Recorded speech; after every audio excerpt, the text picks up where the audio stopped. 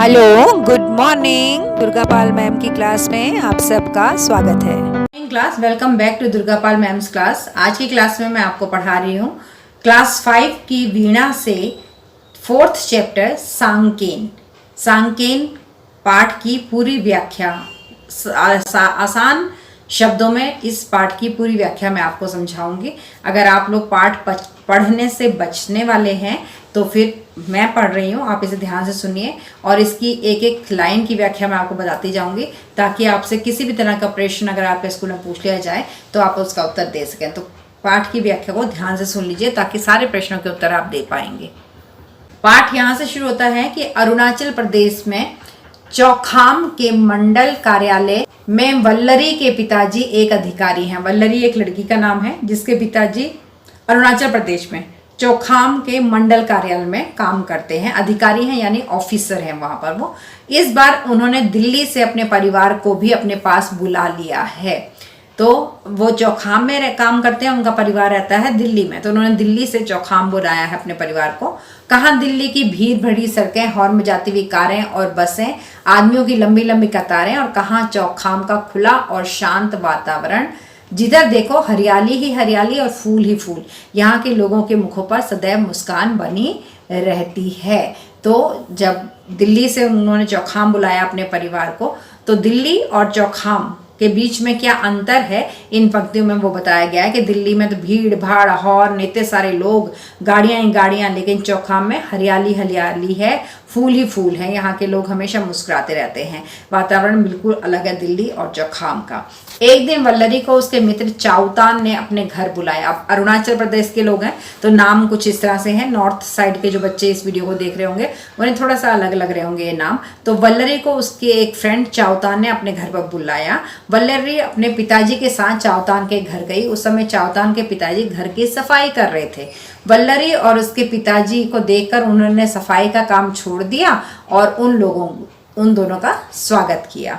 तो चाउतान के पिताजी साफ सफाई कर रहे थे घर की। जैसे ही वल्लरी और उसके पिताजी पहुंचे तो उन्होंने साफ सफाई का काम छोड़ दिया और उन लोगों का स्वागत किया। चाउतान की माताजी कई प्रकार के पकवान लेकर के आई। ये पकवान बहुत स्वादिष्ट थे। वल्लरी और उसके पिताजी, पकवान का मतलब होता है बच्चों खाने की चीज़ें, डिशेस, तो वो बहुत सारे पकवान उन्होंने उस दिन घर में बना रखे थे। तो चाउतान की मम्मी जो हैं वो उनके लिए पकवान लेके आए कि गेस्ट आए हैं, घर में मेहमान आए हैं, तो उनके लिए बहुत सारे स्वादिष्ट व्यंजन लेकर आई। वल्लरी और उसके पिताजी पकवान खाने लगे। तभी वल्लरी ने देखा कि सड़क पर एक शोभा यात्रा निकल रही है। शोभा यात्रा यानी जिसे हम जुलूस भी कहते हैं, किसी भगवान की, किसी गुरु की यात्रा निकालते हैं ना। बहुत सारे लोग पीछे चल रहे होते हैं, गाड़ी में उनकी मूर्ति रखी होती है, ढोल वगैरह बज रहे होते हैं, पटाखे फूट रहे होते हैं, उसे कहते हैं शोभा यात्रा। तो शोभा यात्रा में बहुत से लोग थे। कुछ लोगों के कंधों पर पालकियां थी और इन पालकियों में बड़ी बड़ी और सुंदर सुंदर मूर्तियां रखी हुई थी।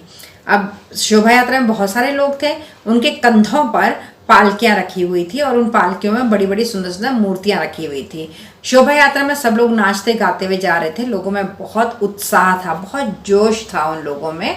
तो उन मूर्तियों को लेके जा रहे थे वो लोग शोभा यात्रा में। उन्होंने अपने कंधों पर पालकियां रखी हुई थी। पालकी थे पुराने जमाने में दुल्हन को ले आते थे ना, या रानी को लेके आते थे, तो वो चारों तरफ से कवर होती है पालकी और उसके अंदर किसी को बिठाया जाता है। तो इन्होंने शोभा यात्रा सुंदर मूर्तियां रखी थी, तो इनकी पालकी ओपन हो गई ताकि सब लोग देख सकें। वल्लरी ने चाउतान से पूछा, ये लोग कहाँ जा रहे हैं? बहुत प्रसन्न दिखाई दे रहे हैं, बहुत खुश दिखाई दे रहे हैं, ये लोग कहाँ जा रहे हैं? तो चाउतान ने बताया कि अभी 1-2 दिन पहले हमारे गांव के लोगों ने नदी के किनारे एक मंदिर बनाया है। ये लोग बौद्ध विहार से भगवान बुद्ध और उनके शिष्यों की मूर्तियां लेकर के आए हैं और इन्हें मंदिर ले जा रहे हैं। ये मूर्तियां 3 दिन तक उस मंदिर में रखी रहेंगी। गांव के लोग इन मूर्तियों पर प्रतिदिन जल चढ़ाएंगे और इनकी पूजा करेंगे। तो चाउतान ने बताया कि अभी 1-2 दिन ही हुए हैं, हमारे गांव के लोगों ने मिलकर के ना नदी के किनारे पर एक मंदिर बनाया है। तो ये लोग बौद्ध विहार से भगवान बुद्ध की और उनके शिष्यों की मूर्तियां लेकर के आए हैं। तो चाउतान ने बताया कि अभी अभी मंदिर बना है और ये लोग बौद्ध विहार से भगवान बुद्ध और उनके शिष्यों की मूर्तियां लाए हैं। बौद्ध विहार जगह जगह में होते हैं, गया जी में हैं, सारनाथ में हैं, लुम्बिनी में है। तो इस तरह से इनके वहाँ भी शायद बौद्ध विहार होगा, तो वहाँ से ये मूर्तियाँ लेकर के आए हैं और इन्हें मंदिर ले जा रहे हैं। ये मूर्तियाँ 3 दिन तक उस मंदिर में रखी रहेंगी और गांव के लोग इन मूर्तियों पर रोज जा करके, प्रतिदिन यानी रोज जा करके जल चढ़ाएंगे और इनकी पूजा करेंगे। तो फिर वल्लरी ने पूछा कि क्या हम लोग भी शोभा यात्रा में सम्मिलित हो सकते हैं, यानी हम भी शोभा यात्रा में जा सकते हैं क्या? सम्मिलित होना मतलब एकत्रित होना, इकट्ठे होना, उसको अटेंड करना। वल्लरी के पिताजी ने पूछा हाँ हाँ अवश्य, चलिए हम सब इस शोभा यात्रा में चलते हैं। चाओतान के पिताजी बोले सब लोग शोभा यात्रा में सम्मिलित हो गए। चाओतान के पिताजी ने कहा कि हाँ सब जा सकते हैं, चलो हमारे साथ, और वो उनको ले गए, सबके सब शोभा यात्रा में चले गए। शोभा यात्रा में लोग गाते बजाते हुए, नाचते कूदते हुए चले जा रहे थे। अब सब लोग, वो जो पालकियाँ थी उनके पीछे पीछे चल रहे थे, पूरा जुलूस चल रहा था, तो सब नाच रहे थे, गा रहे थे खुशी से अपना। उनकी प्रसन्नता का कोई ठिकाना नहीं था, बहुत ही खुश थे, हद से ज़्यादा वो लोग खुश थे। थोड़ी देर में शोभा यात्रा मंदिर के पास पहुंची, जो नदी के किनारे उन्होंने मंदिर बनाया था, वहां पर थोड़ी देर में वो लोग पहुंच गए। मंदिर की जालीदार दीवारें बांस और बांस की खपचियों से बनी हुई थी। तो मंदिर में जो दीवारें बनाई गई थी वो बांस की थी, मतलब लकड़ी का मंदिर था, वो बांस से बनाई हुई थी। तो उसमें वो जाली दीवारें क्या थी, जाली थी, बांस से बनी थी, तो आर पार दिखाई देता था। बीच बीच में पेड़ों की हरी भरी टहनियाँ लगाई गई थी और खोस खोस कर उन पर रंग बिरंगे फूल सजा दिए गए थे। इतना सादा और सुंदर मंदिर वल्लरी ने पहले कभी नहीं देखा था। वो बांस की डंडियों से बना हुआ, पेड़ों की हरी टहनियों से, फूलों से बना हुआ मंदिर था। तो इतना साधारण सा और इतना सुंदर मंदिर वल्लरी ने पहले कभी देखा भी नहीं था। देखते देखते भीड़ मंदिर के द्वार पर एकत्रित होने लगी। तो देखते ही देखते सारी भीड़ जो शोभा यात्रा थी वो मंदिर के द्वार यानी दरवाजे पर एकत्रित यानी इकट्ठी हो गई। बौद्ध भिक्षुओं ने मंत्र पढ़ते हुए उन मूर्तियों को पालकियों से उतारा और इन्हें मंदिर में रख दिया। तो बौद्ध भिक्षुओं ने क्या किया कि मंत्र पढ़े और उन मूर्तियों को पालकियों से उतारा और उन्हें मंदिर में रख दिया। अब वे उन मूर्तियों की पूजा करने लगे और इन पर जल चढ़ाने लगे। हंसी खुशी के इस वातावरण में वल्लरी ने देखा कि लोग एक दूसरे पर बाल्टियां भर भर के पानी डाल रहे हैं। मूर्ति पे तो जल चढ़ा ही रहे हैं, हम लोग भी चढ़ाते हैं, शिव जी पे जल चढ़ाया जाता है, लेकिन यहाँ पर लोग एक दूसरे को भी बाल्टियां भर भर के पानी डाल रहे हैं। वे एक दूसरे के चेहरों पर चावल का आटा भी लगा रहे हैं।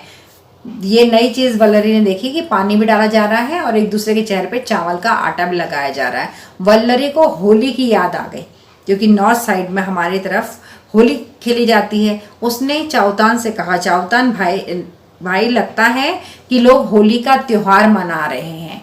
चाओतान बोला, तुम्हें मालूम नहीं, आज हमारे यहाँ सांकेन का त्योहार है, आज से हमारा नया वर्ष शुरू होता है। चाओतान ने वल्लरी को बताया कि आज हमारा नया साल शुरू हो रहा है, इसलिए ये लोग सांकेन का त्योहार मना रहे हैं। इस त्योहार में हमारे यहाँ चावल का आटा और पानी फेंका जाता है, चावल का आटा लगाया जाता है। तो बच्चों किस प्रदेश की कहानी पढ़ रहे हैं हम? ये अरुणाचल प्रदेश की, ठीक है। अरुणाचल प्रदेश में कौन सा त्योहार है ये? सांकेन। सांकेन त्योहार वहाँ पर चल रहा है, जिसमें एक दूसरे पर पानी फेंका जा रहा है और चावल का आटा मला जा रहा है। वल्लरी ने बताया, हमारे यहाँ होली से ही नया वर्ष आरंभ होता है। होली के दिन हम लोग भी एक दूसरे के ऊपर रंगीन पानी फेंकते हैं और मुंह पर गुलाल लगाते हैं। होली के दूसरे दिन लोग एक दूसरे से मिलने जाते हैं। उस दिन लोग घरों में कई प्रकार की मिठाइयाँ और नमकीन बनाते हैं और अतिथियों का स्वागत करते हैं। तो वल्लरी ने बताया कि अच्छा, तुम्हारे यहाँ सांकेन का त्योहार है, तो हमारे यहाँ पर होली होती है। हमारे जो नया साल है वो होली से ही शुरू होता है। होली के दिन ही हम लोग एक दूसरे के ऊपर रंगीन पानी फेंकते हैं, रंग मिलाया हुआ पानी फेंकते हैं, गुलाल लगाते हैं और होली के अगले दिन नहा धो के साफ सुथरे होकर अगले दिन एक दूसरे के घर में होली मिलन के लिए जाया जाता है। और उस दिन घर पर बहुत सारी मिठाइयाँ पकवान बने होते हैं, नमकीन बनी होती है, और जब मिलने के लिए जो लोग आते हैं उनको पेश की जाती है, उन्हें खिलाया जाता है, उनके स्वागत में दी जाती हैं वो नमकीन और मिठाइयाँ। चाओतान ने बताया, आज शाम को हम लोग भी अपने ताऊ जी के यहाँ जाएंगे। हमारी ताई जी ने भी विभिन्न प्रकार के पकवान बनाए होंगे, हम उन्हें प्रणाम करेंगे, वे हमें आशीर्वाद देंगे। कल मेरी बुआ जी और मेरे फूफा जी भी हमारे यहाँ आएंगे। तो चाओतान ने बताया कि देखो हमारे यहाँ भी ऐसा होता है, हम भी अपनी ताई जी के घर जाएंगे, उन्होंने भी बना रखा होगा पकवान मिठाई, वो हमें खिलाएंगी, आशीर्वाद देंगी, हम उन्हें जब नमस्कार कहेंगे, प्रणाम कहेंगे, और हमारी बुआ और फूफा जी कल हमारे यहाँ पर आएंगे। इतने में किसी ने वल्लरी और उसके पिताजी पर एक बाल्टी पानी डाल दिया और वे भीग गए। फिर तो लोग बहुत देर तक एक दूसरे पर पानी डालते रहे और सांकेन मनाते रहे। तो अभी वो लोग बात ही कर रहे थे चाउतान के साथ, कितनी देर में किसी ने एक बाल्टी पानी वल्लरी और उसके पिताजी के ऊपर डाल दिया। फिर उसके बाद तो पानी पड़ता ही चला गया। 3 दिन तक इसी तरह सांकेन मनाया जाता है। 3 दिन तक उनका ये त्यौहार चलता है, चाउतान ने बताया।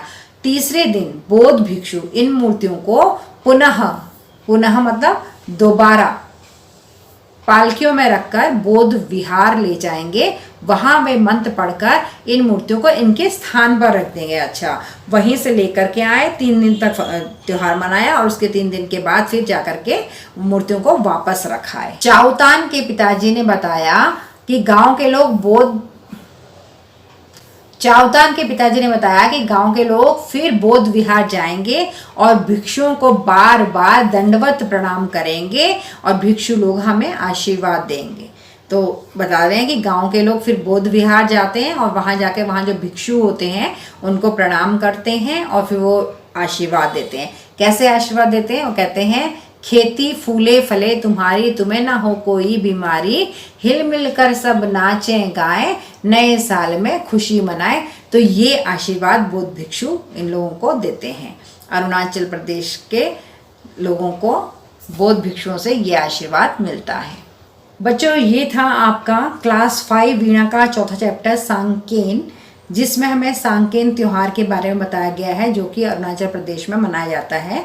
ये बौद्ध धर्म को मानने वाले लोगों का एक त्यौहार है जो हमारी होली के जैसा होता है। तो ये व्याख्या आपको समझ में आ गई होगी।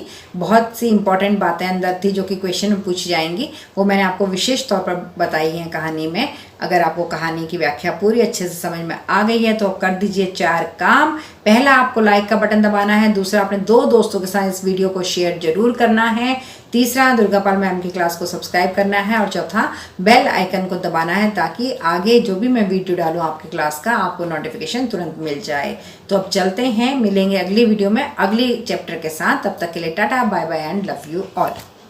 Thanks for attending Durgapal Ma'am's class. Please like, share, subscribe and don't forget to leave a lovely comment. Thank you.